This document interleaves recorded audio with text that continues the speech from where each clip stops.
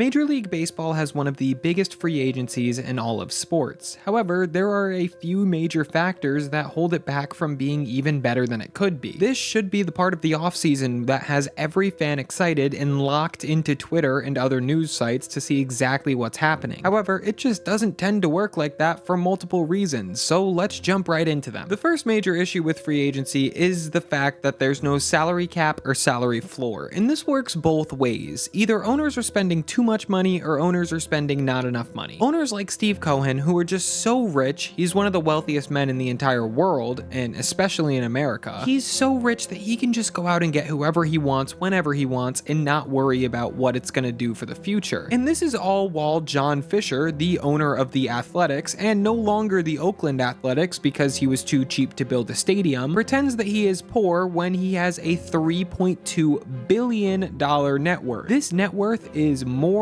than Hal Steinbrenner of the New York Yankees. So, the Oakland Athletics are richer than the Yankees when you really break it down. However, the Yankees make more money and Oakland pretends like they are poor. So Oakland does not play for free agents. These owners could. Every single owner in Major League Baseball is a billionaire and they all make profits every single year, especially with something called revenue sharing, which is where teams like the Yankees, Red Sox, Dodgers, and Mets, who make a lot of money from TV deals, get to share it with the lower market teams that don't make as much money in revenue. Because of this, it makes it even more inexcusable that John Fisher is getting money from these high market teams and not reinvesting it back into baseball. He is literally just pocketing money that he did not even earn, that the Red Sox earned, or that the Yankees earned, or that the Dodgers earned. One of these other teams that actually cared about their franchise earned this money, and John Fisher puts it in his pocket and does not reinvest it into his base team. So not having a salary floor hurts free agency because you know there are going to be teams that are not active in it. The Cleveland Guardians, the Miami Marlins, the Oakland Athletics, they're not going to be active. They're just not going to be because there's no floor and the MLB is not telling them that they have to be. Again, they could be if they wanted to be. They don't want to, MLB doesn't force them, so they don't. But it does make a little bit of an issue when Cohen of the Mets is willing to just spend as much money as humanly possible to win when other teams actually can't do that. The next thing that makes free agency pretty terrible at times is how long it takes. It just takes forever. Free agency always starts 5 days after the World Series concludes, which is almost always the first week of November or even earlier, and it really doesn't get going until the second week of December when winter meetings take place. And that's not even accounting for the fact that last year Blake Snell and Jordan Montgomery didn't sign until March. March is 5 months after free agency started. That's a lot of rumors, that's a lot of annoyance, and that's a lot of fans waiting for billionaires to stop sitting on their hands and sign a contract. It's just extremely frustrating to watch something like that happen and take place for so long, especially when you account for the fact that Scott Boras exists. And this is my third biggest reason on its own. Scott Boras as a whole is a problem for free agency. This guy is a super agent. He has many of the top players that hit free agency every single year, and all he cares about is money, which I understand. He's an agent. His job is to get his players the most money because then he gets more money. I understand that. However, Scott Boras, he will wait until the last possible second to try to gain as much money as possible. Jordan Montgomery even called out Scott Boras last offseason and even fired his agent because Scott Boras was doing such a poor job of marketing Montgomery and didn't have him sign a contract until the middle of March, and then he had the worst season of his career. I can understand why that bothered Jordan Montgomery so much. Hopefully Scott Boras doesn't do the same thing as well this year because he has Juan Soto, Blake Snell, and Corbin Burns as all of free agents that he is the agent for once again. That could seriously slow down the market if he holds on to these guys and doesn't let them sign contracts. But Boras is not as bad as the reporting for Major League Baseball during the offseason. Don't even get me started with the reporting. You know exactly who I'm talking about too. The John Heymans, the Bob Nightingales, the Hector Gomez. Everyone that isn't named Jeff Passan, every time they talk, you're just like, I can't even believe this. So you're just sitting there being lied to the entire offseason, and you're just waiting for Jeff Passan to say, breaking, Juan Soto has signed with blank. Because Hector Gomez is going to say something that makes no sense. Jon Heyman is going to say that the New York Yankees are going to sign every single player on the market because he is Scott Boras' puppet, and Bob Nightingale is gonna spell every single word wrong. Remember when Jon Heyman said that Arson Judge was headed to the New York Giants? New York Giants? That would be really crazy. Remember when Jon Heyman said that Arson Judge was headed to the San Francisco Giants? That didn't happen, but you know, that's MLB reporting for you. They're just wrong all the time. They just go as fast as humanly possible, and they're just wrong. The reporting is just bad. I like to listen to local sources because I think that they're better than the national sources, especially Jon Heyman and Bob Nightingale. Those guys are horrible. I'd much rather listen to my Red Sox reporters. I think it's much more accurate, and if your team has good reporters, I would listen to them over the national guys, except Jeff Passan, because what he says is true. Now, I just mentioned Juan Soto, and of course that's gonna lead into this next part. There are really only a couple of teams that are always in on the big free agents. The Red Sox, the Dodgers, and the Yankees. And now the Mets, the Phillies, and Padres are also sometimes in on them. Of course, there's sometimes outliers like George Springer going to the Blue Jays and Carlos Correa going to the Twins, but most teams just really don't play on the top free agents on the market. It just doesn't really happen. Yes, part of that is because of mega deals, but part of that is because owners like John Fisher want you to assume that they can't afford the mega deals when they can. John Fisher can afford Corbin Burns if he wants to. It's probably going to be $200 million over 7 years. John Fisher's net worth is again $3.2 billion, and that's without the revenue coming in over the next 7 years, which is obviously going to be at least more than $200 million, even though they're playing at a minor league ballpark, even though all their fans are pissed off at them, even though their ballpark was falling apart for years before that, they're still going to make over $200 million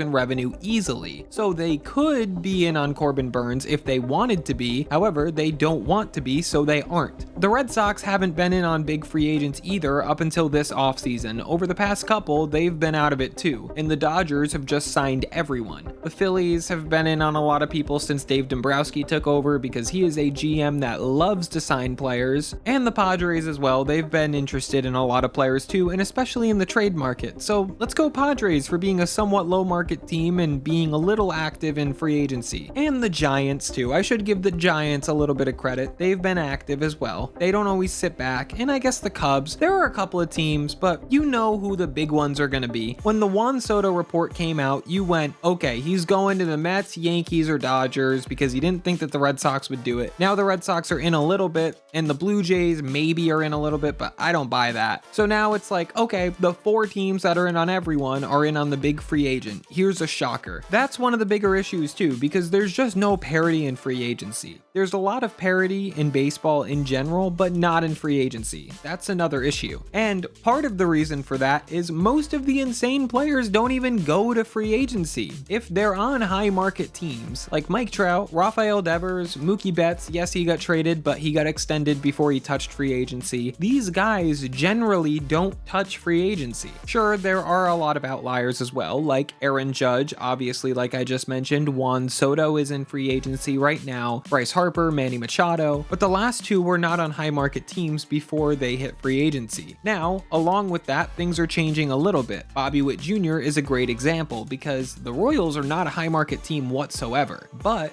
they extended their superstar before he's going to hit free agency. He's now going to hit free agency at like 34 years old, if not older. So they're not really going to have enough money to go out and get another superstar in free agency, which is fine because you should be extending your guys, but now we're also never going to see Bobby Witt Jr. in a free agency when he's in his prime, which is a little disappointing for baseball fans, I'm sure, because Bobby Witt Jr. is a freak of nature baseball player. I just mentioned this, but I'm going to go a little deeper into it now. When players do get to free agency, they're generally out of their prime. They are old when you get to MLB free agency. Rookie contracts are 3 years of a rookie contract, then 3 years of arbitration, then you're a free agent. 7 years into your career, you get to become a free agent. If you come up at even 22 years old, you're 29 by the time you're signing a contract. And by 32, you're out of your prime. So you're only getting 3 years of a prime baseball player when you sign a mega deal. And most of the time, these big name free agents get 10 10+ year contracts. So basically, most of these players just are not going to be worth their mega deal, which again holds teams back from doing it, especially the lower market teams that do not have the most money to spend. If the Yankees have one bad mega deal on their payroll, it's not a big deal because the Yankees make so much money. But if the Reds make a mega deal and it doesn't work well,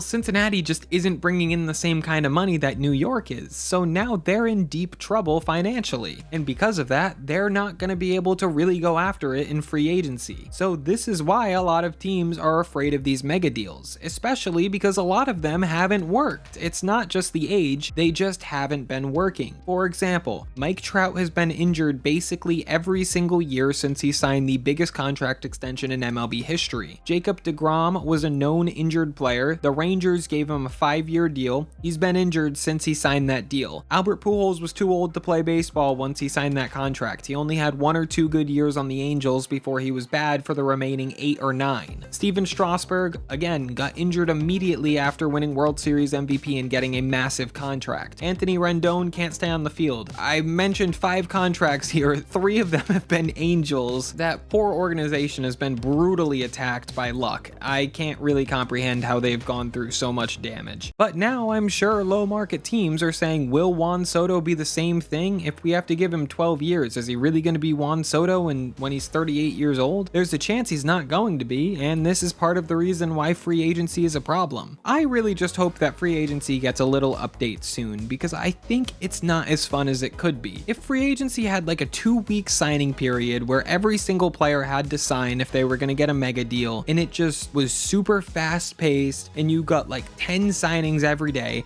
and I know that that's what winter meetings are for, but that's a month and a half into free agency. I wish that it just happened right away, right when free agency started. Then you could get all this flood of rumors and all this flood of signings, and you could get super excited for your team in the season, or you're disappointed going into the season, but at least you know quickly, because now you might wait 3 months and hoping that you sign someone, and you never sign anyone, and then you're still disappointed going into the season. Either way, hopefully they change free agency at least a little bit somewhat soon, because it could be a lot better than it is. If you enjoyed, feel free to subscribe, because most of my viewers are not subscribed. Thanks for watching. I will see you in the next video.